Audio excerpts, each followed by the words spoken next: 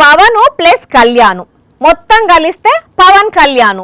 మరి నా పేర్లనే 2 పేర్లు ఉన్నాయి కదా, అసొంటప్పుడు నేను ఒక్క మాట ఎందుకు మాట్లాడాలి, ఒక్క స్టాండ్ ఎందుకు తీసుకోవాలి అనుకున్నాడో ఏమో గాని పవన్ ఒకటే అంశం మీద 2 మాటలు మాట్లాడుతున్నాడు.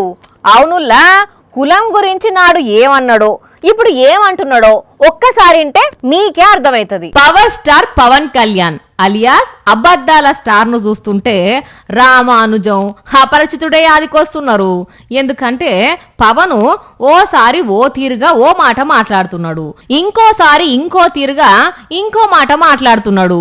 నాడు అధికారంలోకి రాకముందు కులం గురించి ఏమన్నాడో యాదికున్నదా? ఆంధ్ర భావన ఎలాగో లేదు, కనీసం కుల భావనను తెచ్చుకుని బాగు చేయండి. కట్ చేస్తే అధికారంలోకి వచ్చినాక ఇప్పుడు ఏం మాట్లాడుతుండో వినుండ్రి. కులాలు రెచ్చగొట్టే గొడవ ఏంట్రా బాబు మీ అందరికి, కులాలు రెచ్చగొట్టే గొడవ ఏంట్రా బాబు మీ అందరికి, కులాలు రెచ్చగొట్టే గొడవ ఏంట్రా బాబు మీ అందరికి. ఇప్పుడు ఏమనుడుల్లా, అబ్బా కమల్ హాసన్ అన్నట్టు అబ్బా పవన్ హాసన్ అనల్నా ఎట్లా అని చాలా మంది అంటున్నారు.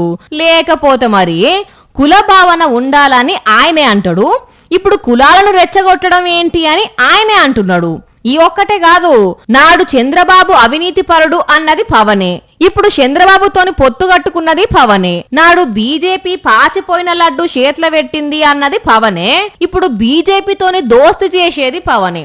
ఇట్లా చాలా విషయాలల్లా రామానుజం అపరిచితుడు లెక్కనే పవన్ కూడా రెండు రకాల మాటలు మాట్లాడుతున్నాడు. జనాల్ని మోసం చేస్తూనే ఉన్నాడు అని అంటున్నారు. పవన్ 2 రకాల మాటలు విన్న పబ్లిక్.